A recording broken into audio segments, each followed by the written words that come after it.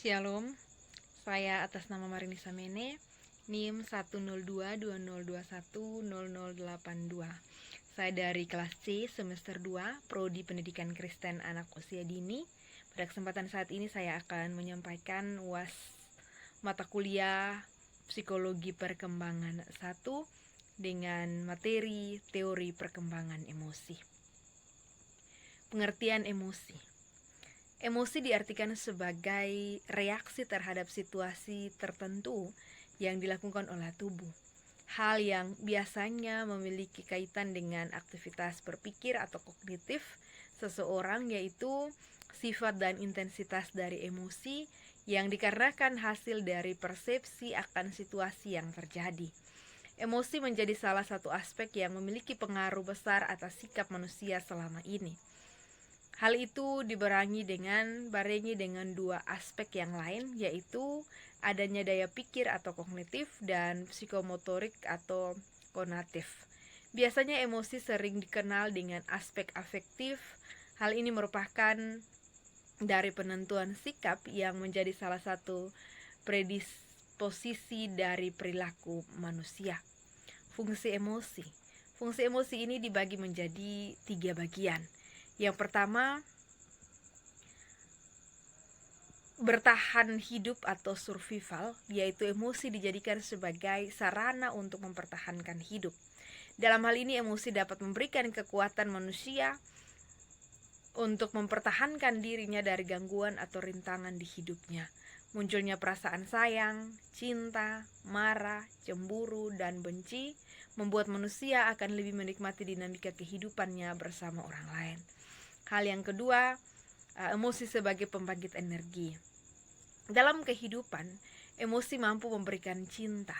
Akan tetapi, emosi dapat pula memberikan dampak negatif yang akan berdampak pada suramnya kehidupan sehari-hari dan hilangnya semangat.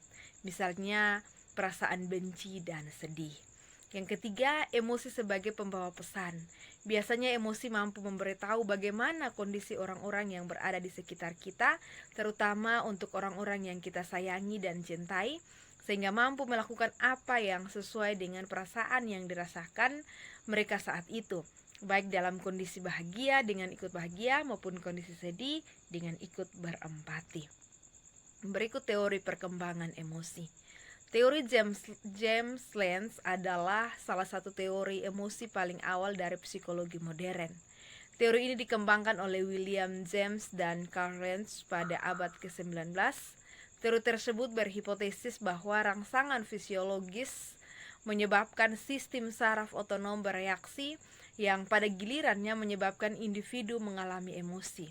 Yang kedua, Cannon dalam teorinya menyatakan bahwa karena gejolak emosi itu menyiapkan seseorang untuk mengatasi keadaan yang genting. Orang-orang primitif yang membuat respon semacam itu bisa survive dalam hidupnya.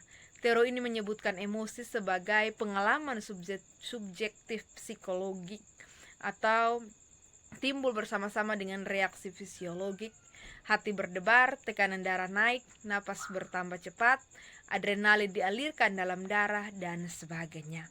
Teori ini mengatakan pula bahwa emosi adalah reaksi yang diberikan oleh organisme dalam situasi emergensi atau darurat. Yang berikut regulasi emosi. Regulasi emosi adalah kemampuan yang kita miliki untuk bisa mengatur emosinya sehingga kita nggak terlalut dalam emosi yang dirasakan. Menurut Gross, hal ini berfungsi untuk mengelola emosi biarpun respon emosi kita nggak salah dan berakhir sedih atau menyesal itu tadi. Contohnya pas kamu lagi ngantri makanan dan saat itu juga antrianmu diserobot. Yang berikut implikasi perkembangan emosi emosional. Menurut Sarwono, merupakan keadaan pada diri seseorang yang disertai warna afektif, baik pada tingkat lemah maupun pada tingkat yang luas. Baradza kemudian mengemukakan beberapa contoh tentang pengaruh emosi terhadap perilaku individu dalam pembelajaran, diantaranya yang pertama, memperkuat dan melemahkan semangat apabila timbul rasa senang atau kecewa atas hasil belajar yang dicapai. Yang kedua, menghambat konsentrasi belajar apabila sedang mengalami ketegangan emosi. Yang ketiga, mengganggu penyesuaian sosial apabila terjadi rasa cemburu dan iri hati. Dan yang keempat, suasana emosional yang dialami individu semasa kecilnya akan mempengaruhi sikapnya di kemudian hari. Demikian yang dapat saya sampaikan tentang teori perkembangan emosi. Sekian dan terima kasih. Tuhan Yesus memberkati.